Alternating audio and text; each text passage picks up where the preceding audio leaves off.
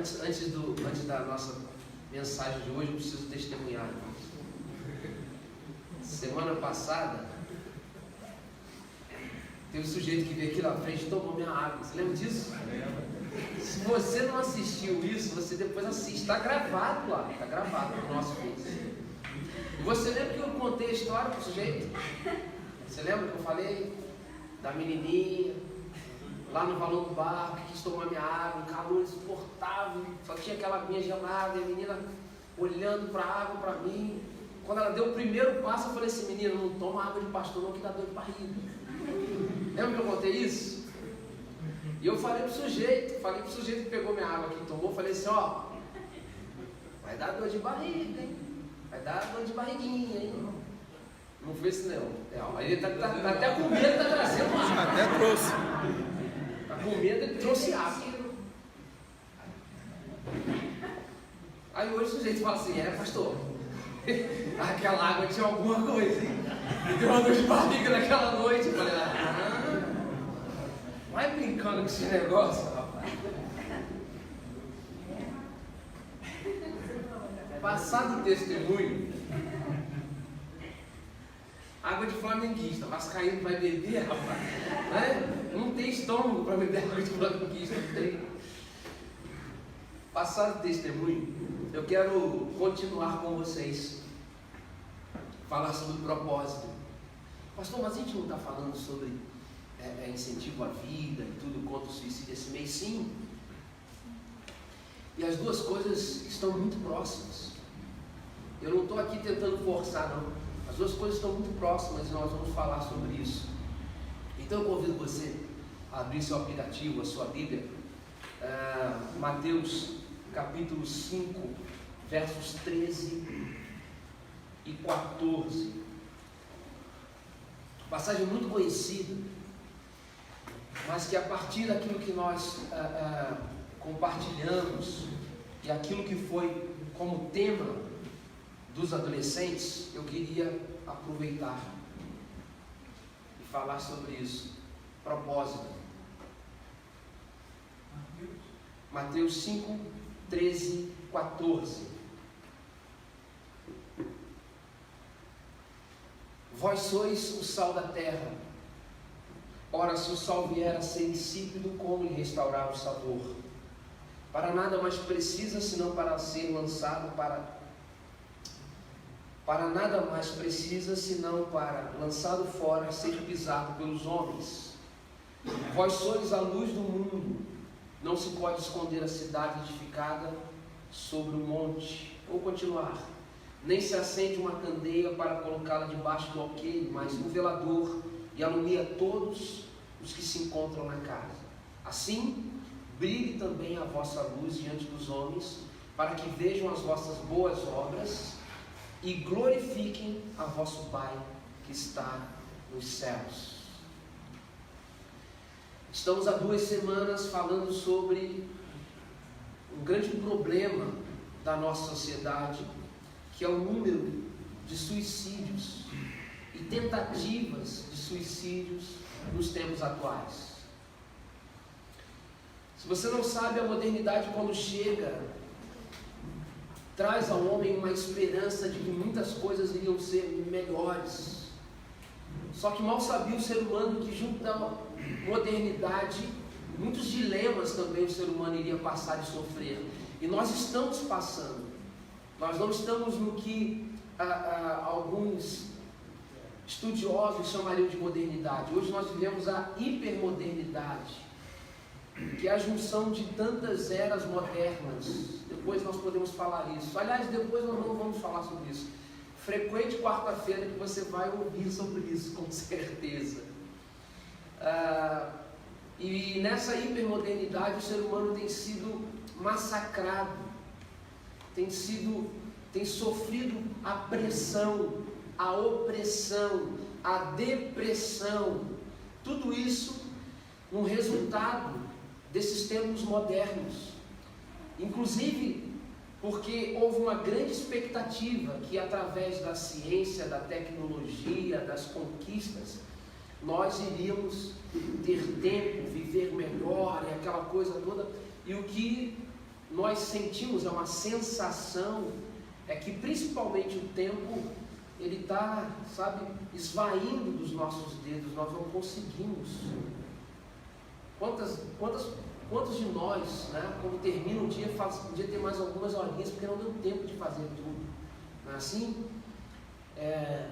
Essa pressão toda, e óbvio, pressionado. O homem tem fugido, o ser humano tem fugido. E infelizmente uma das rotas de fuga chama-se suicídio. Como nós já dissemos aqui antes, as pessoas falavam que era algo específico daqueles que não tinham fé. Só que hoje, até os que têm fé estão tendo esse problema. E nós, como igreja, nós precisamos falar sobre isso. Nós precisamos salientar essas questões. Precisamos, inclusive, demonstrar que nós não temos preconceito por aqueles que sofrem em relação a tudo isso. Porque há igrejas que, infelizmente, espiritualizam essas doenças. Há igrejas que não conseguem compreender esse caos, esses males que o ser humano tem passado. E nós não somos desta linha de espiritualizar. Nós entendemos que também há um fator espiritual, mas junto desse fator espiritual há outros fenômenos que nós não podemos de maneira nenhuma descartar. Por isso é necessário tratamento, por isso é necessário oração, por isso é necessário relacionamento, por isso é necessário terapias e terapeutas, por isso é necessário inclusive especialistas na área. E nós não negamos de maneira nenhuma que estes possam ajudar. E que tudo isso é milagre na nossa vida. Está entendendo? Porque às vezes condicionamos o milagre à ausência dessas ações humanas. Não. Se torna ainda mais sobrenatural quando Deus se utiliza de ações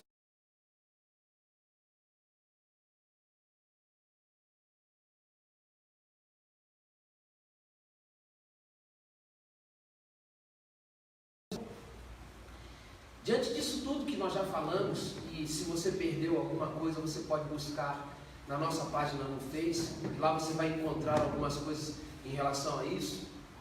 Hoje nós precisamos falar de um fator que leva a pessoa também a um estágio, uma questão de depressão e obviamente a uma fuga, que é o propósito. Quando a pessoa se vê sem propósito, quando a pessoa se vê sem uma direção, um direcionamento. Só que nós precisamos entender o que é esse propósito. E eu quero voltar à palavra que nós compartilhamos.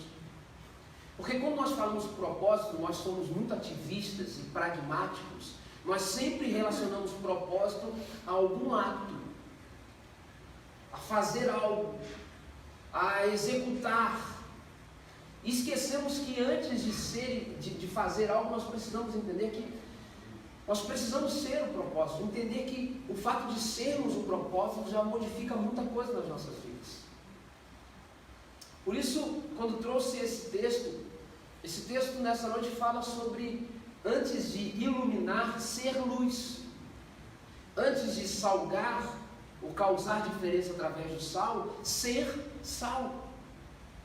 Porque às vezes nós somos levados a pensar assim, qual o propósito da sua vida? E você vai entender ou tentar desvendar numa função. Mas antes disso você precisa entender quem você é. E entender que o fato de você ser o propósito de Deus já é muita coisa. Ser o propósito. Aqueles que estão gestando, e aí nós temos uma gestante hoje aqui conosco, como é bacana isso. Porque ali dentro tudo é aproximado. Você vai ao médico, 3D, 4D, 5D, 90D, já enxerga tudo, já fala, ih rapaz, vai nascer com o nariz do pai, não tem jeito, vai nascer com a orelha da avó, não tem jeito, e aquele negócio todo, a gente fala isso, já dá para saber tudo isso, mas tudo é aproximado. Tudo é aproximado. Só quem de fato sabe as reais medidas, a cor dos olhos, a pele, a tez, só quem sabe isso é Deus. O resto é tudo aproximação, por mais que a tecnologia nos aproxime cada vez mais do ventre, é tudo aproximado. Né? Lá em casa, em relação tanto a Fernanda quanto ao Bernardo, ainda tinha questão assim, vai nascer de que cor? Eu botei pouco café, aí nasceu tudo branco também, né? Vai nascer, porque é tudo aproximado, a gente não sabe. A gente não sabe. Só aquele que nos fez sabe. E eu gosto muito do salmista, quando revela isso, no meu íntimo, né? A presença de Deus no íntimo, tecendo, como um tapeceiro, fazendo a vida. E por que eu estou falando disso tudo? Porque Deus não te fez para você apenas agir e fazer. Deus te fez para que você seja o propósito. Você seja o propósito. Você é o propósito de Deus nas nossas vidas. Onde você foi colocado, inserido, no ambiente de trabalho, onde você estuda, na família que você nasceu. Pode até ser que você faça, Deus, essa família, logo nessa família, não é? Mas nesse ambiente, você é o propósito de Deus naquele lugar. Entenda isso. Por isso, quando a gente vê essa perspectiva do texto, a gente precisa entender que antes de ser aquele que ilumina, é ser luz. Antes de ser aquele que salva, é ser salvo e se reconhecer assim. Porque tem muito sal que quer ser pimenta.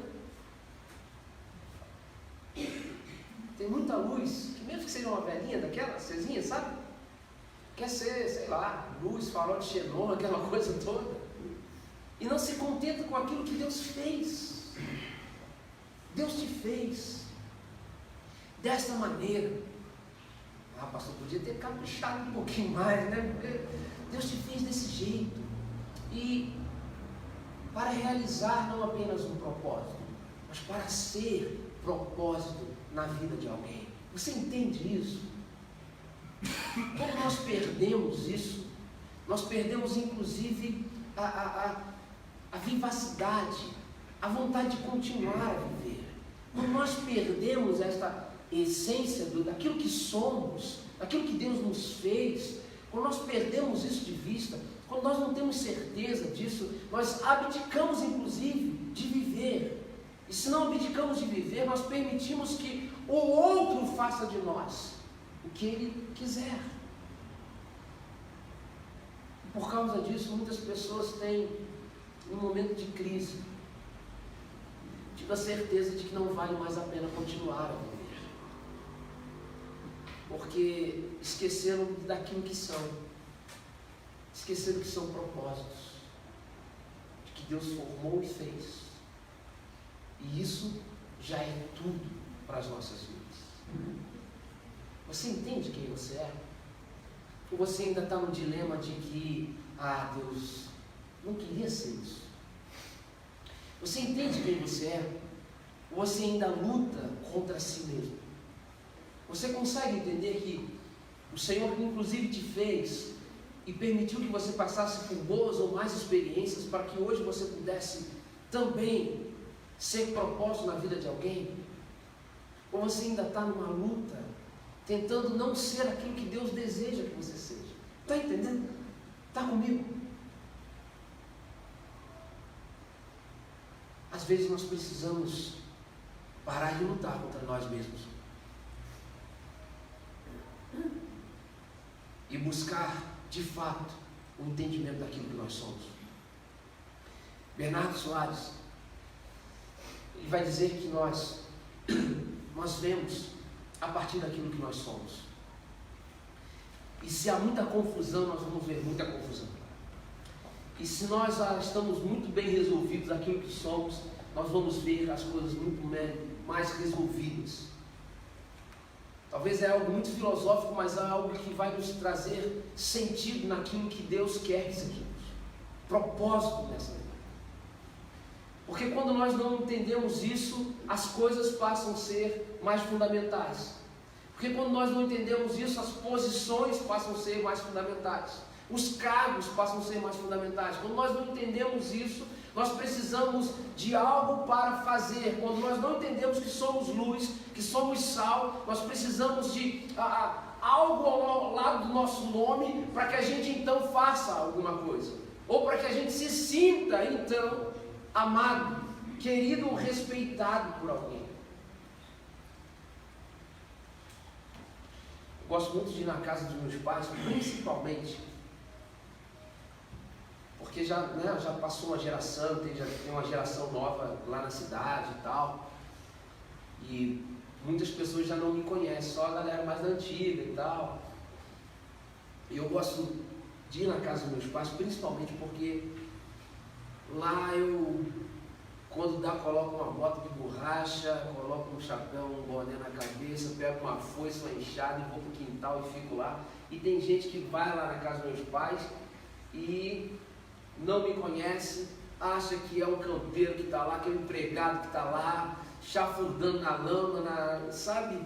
E você fala assim, mas doideira isso, falta de respeito esse negócio. Não. Por que eu estou dizendo isso? Porque lá as pessoas não sabem que eu sou pastor, não sabem. E isso às vezes é fundamental para a nossa vida. Porque às vezes nós estamos muito agarrados àquilo que somos ou que alcançamos para que nós possamos fazer alguma coisa. Não é preciso. Não é preciso.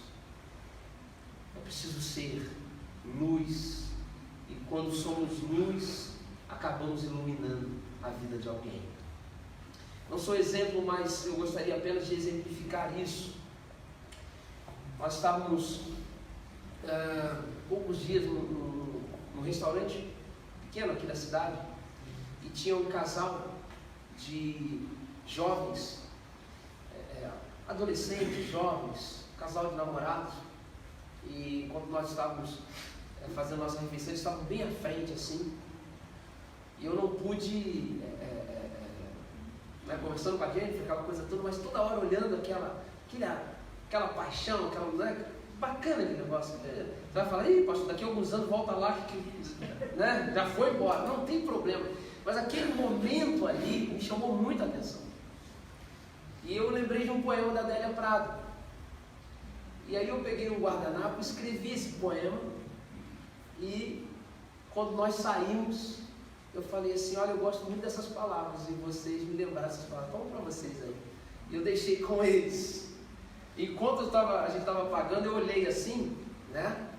E ela já estava clicando em cima do guardanapo lá, né? Já colocando status lá no Face, sei lá onde, já estava clicando ali para reportar para alguém. Às vezes é uma gotinha, sabe? Que você ilumina a vida do outro. E nem sempre é com o evangelho direto, às vezes são com coisas boas. E eu, naquela hora eu falei assim, não vou fazer isso não, vai dar um de tiozão chato para essa galera. Pensou também isso, né? Eu falei assim, eu não posso deixar de ser o que eu sou. Eles me fizeram lembrar de coisas boas, e eu queria compartilhar essa coisa boa com eles. Está entendendo? Seja luz, seja sal, não se furte disso. Deus te fez assim, Deus te fez desta maneira. Não se desconstrua, a não ser que Deus esteja pedindo isso. Mas se for a pedido de homem, não faça, de ser humano, não faça. Se for a pedido da religião, não faça. Se for a pedido de igreja, não faça. Se for a pedido de outra pessoa, não faça isso, se não for por Deus. Porque se você fizer isso, você está indo inclusive contra Deus e o plano de Deus para a sua vida. Porque não é à toa que Ele te fez assim para alcançar vidas como você. Por isso há tanta diversidade entre nós. E não é por acaso, é por um propósito divino. para que eu seja uma luz diferente da sua, para que eu seja um sal diferente do seu. Você vai falar, pastor, sou aquele salzinho, né? Mais purinho, né? É isso aí, é por aí. Que a gente seja diferente para alcançar mais pessoas. O propósito é esse. Deus te fez assim. Não se esqueça disso. Há também o propósito da ação. E por isso o texto primeiro vai falar do ser. Vós sois luz, sal. E depois vai trazer o resultado. Vai falar sobre o salgar, vai falar sobre o iluminar. E é importante a gente entender isso. De que nós não fomos feitos assim para nos tornarmos contemplativos.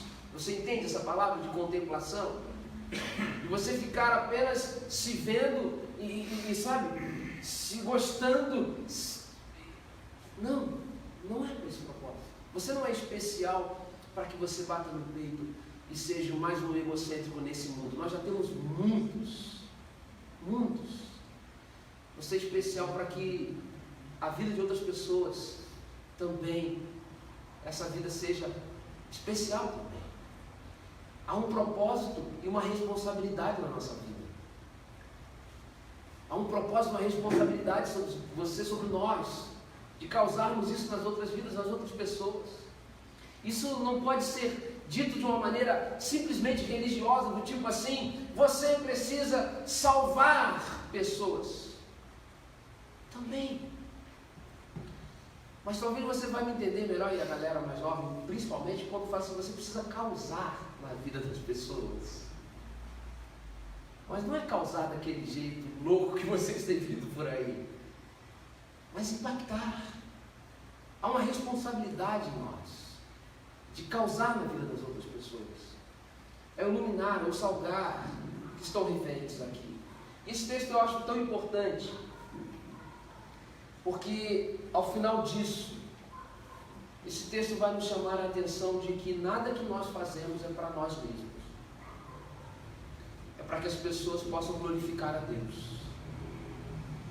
Esse é um dos textos mais belos da Bíblia, porque ele termina assim: de que você não faz o que faz, você não é o que é para você mesmo, mas para a glória de Deus. E aí eu fiquei pensando, será que não é por isso que nos sentimos tão oprimidos, depressivos, imprensados, comprimidos nesse mundo? Porque ao invés de nós entendermos que tudo é para a glória dele, nós temos entendido que é para a nossa glória? Será que não é por isso? Porque temos dado mais importância àquilo que pensam sobre nós, que falam sobre nós, aquilo como as pessoas nos olham, do que a respeito de Deus? Será que não é por isso que nós sentimos tantas dores? Eu estou falando de dores na alma, porque as exigências são mais as nossas vidas e não aquilo que Deus, para que Deus seja visto. Nós precisamos abdicar de nós mesmos, no sentido de que Deus seja visto, de que Ele seja glorificado, de que Ele seja percebido. Nós precisamos abdicar de nós mesmos, e fazer isso vai ser cura para muitas das nossas almas. Está entendendo? Fazer isso vai ser uma resposta para aquilo que nós temos, inclusive, buscado.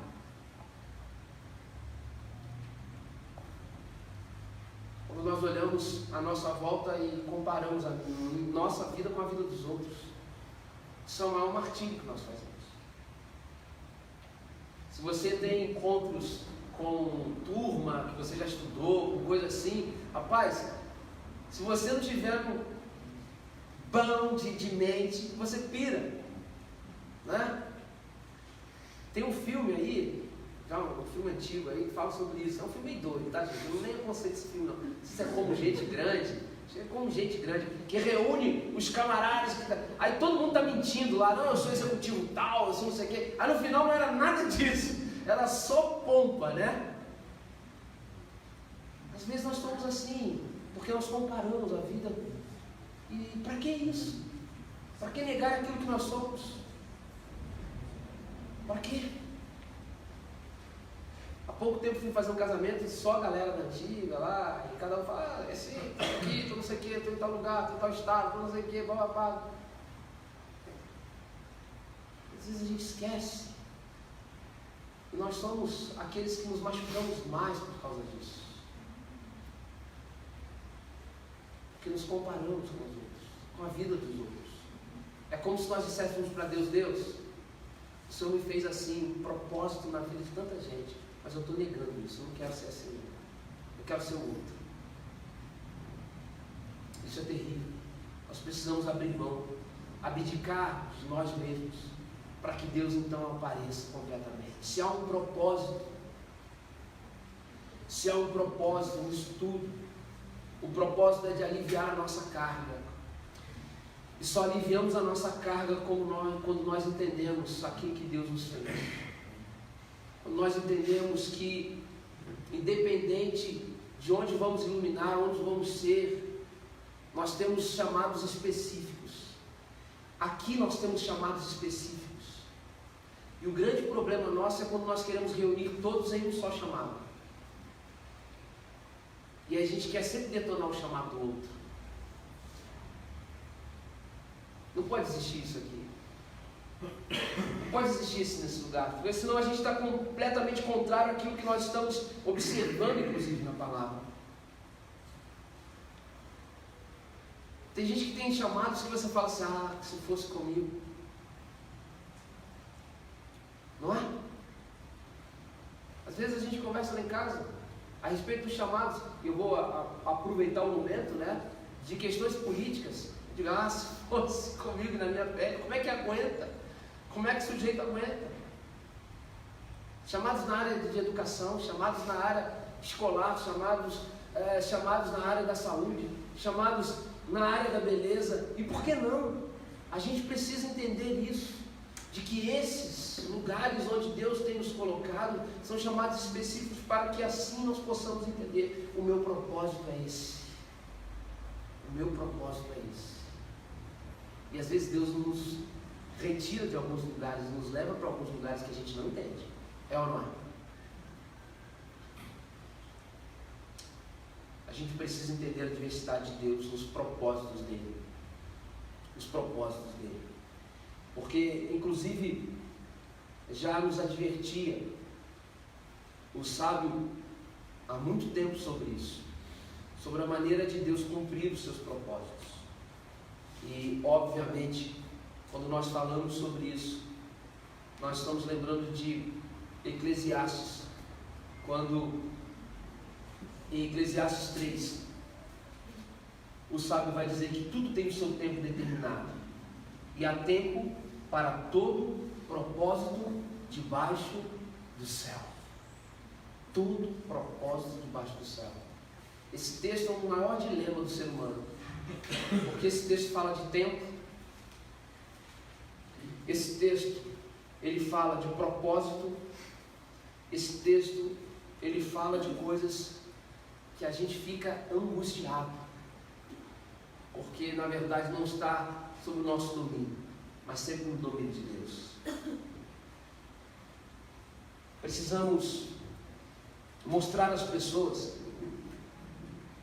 que existe um propósito, que elas são um propósito, para que a fuga delas não continue sendo um suicídio. O que faz aí, irmãos? Lembra de Deus perguntando ao profeta? O que fazes aí? Lembra disso? E o que Deus vai falar? Ainda um caminho muito longo a ser percorrido. Olha Deus tratando o profeta, mostrando que ainda ele não apenas era um propósito, mas tinha um propósito a ser vivido. E se você não sabe da história, antes ele tinha pedido a morte, sozinho, tinha largado seu moço, seu companheiro de viagem, estava isolado, deprimido, depressivo, angustiado, e Deus o tira da caverna e demonstra um propósito a ser vivido. A nossa função como igreja é essa: não apenas tirar pessoas da caverna, mas sair também da nossa caverna, porque também não vai adiantar muito. Pense bem, se nós nos mantivermos numa caverna e tentar tirar outras pessoas. É ou não é? Então, querido, querida, em nome de Jesus, entenda, Deus te fez com um propósito nas nossas vidas. Deus te fez. Te colocou sim uma responsabilidade, porque sendo propósito, você tem propósitos também a realizar. Mas nada disso tem a ver contigo. É tudo para Ele, para a glória dEle. Tira o peso das suas costas em nome de Jesus. Tira o peso das suas costas em nome de Jesus. Não tem a ver comigo nem com você. Eu estou falando isso. E quando eu digo isso, por favor, me entenda. Eu não estou falando para você, estou falando para nós. Para a gente. Não tem a ver com a gente. A gente precisa aliviar essa carga em si mesmo. Para que então o Deus a quem servimos seja glorificado entre nós. Porque o forte é Ele. O perfeito é Ele. E é Ele também que merece toda a honra, toda a glória e todo o louvor. Amém, queridos? Que Deus assim nos abençoe, em nome de Jesus. Vamos louvar, Pierre?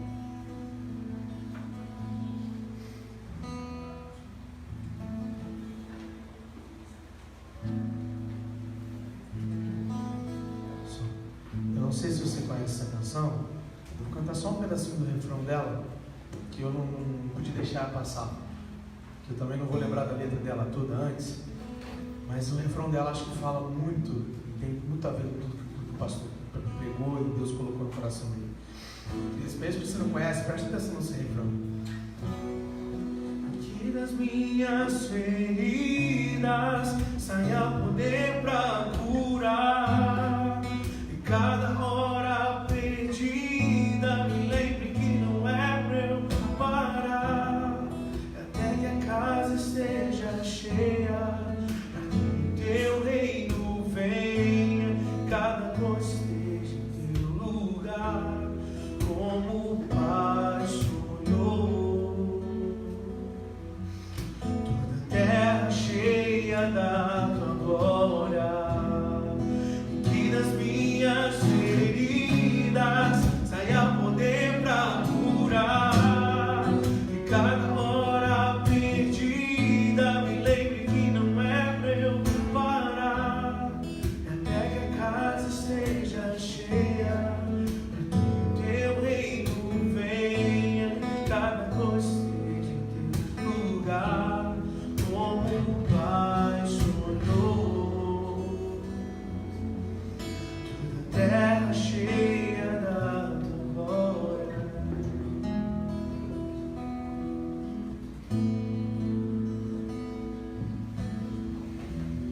Vamos colocar em pé.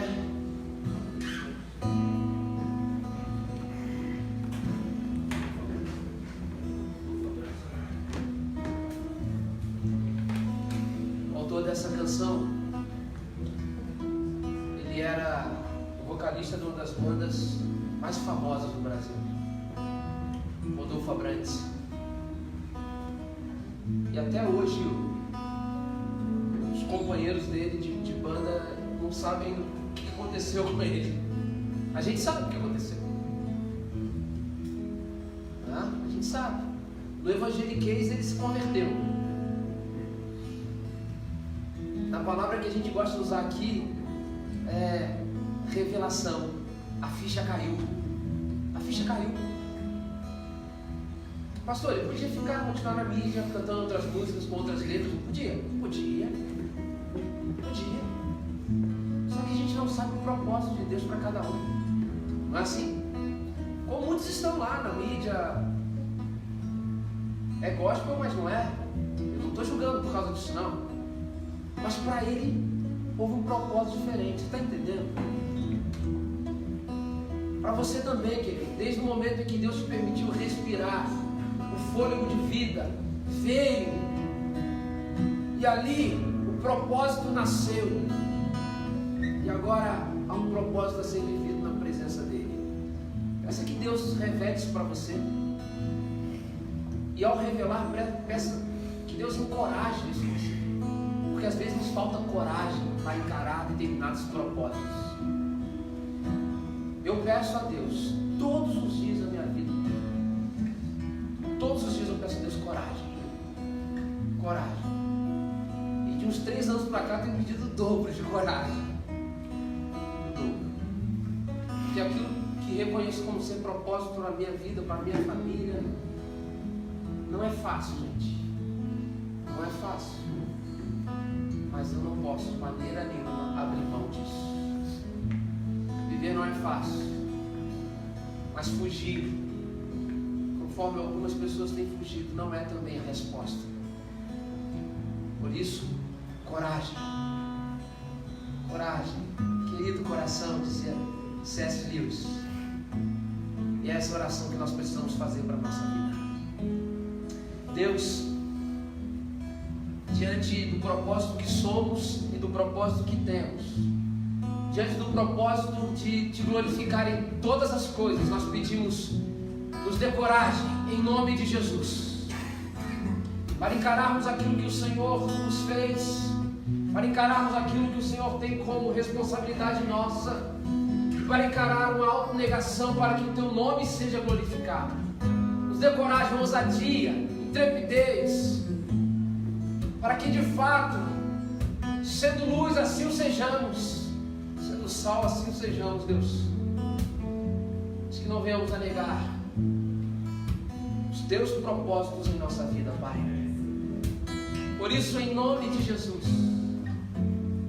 onde quer que o Senhor tenha nos colocado, na área de trabalho, na área familiar, no envolvimento na sociedade, nos grupos de minoria, Deus, onde o Senhor tem nos colocado, que sejamos sal e luz, sal e luz, a tua maneira, não da maneira religiosa, não da maneira como os crentes exigem, nada disso, a tua maneira, Deus, de acordo com o teu evangelho, porque se nós estivermos parecidos com o Senhor Jesus, com o teu Filho, isso já nos bastará, Deus. Portanto, nos ajude, nos encoraje, é o que nós pedimos, Pai, para que assim possamos encorajar outras pessoas a negarem as rotas de fuga, dentre elas o suicídio, e a enfrentarem essa vida tão difícil. De fato, nós temos sentido isso. Todavia, uma vida que também pode ser provada com a tua graça e com a tua misericórdia, Pai. E é nisso que confiamos. Em nome de Jesus, amém.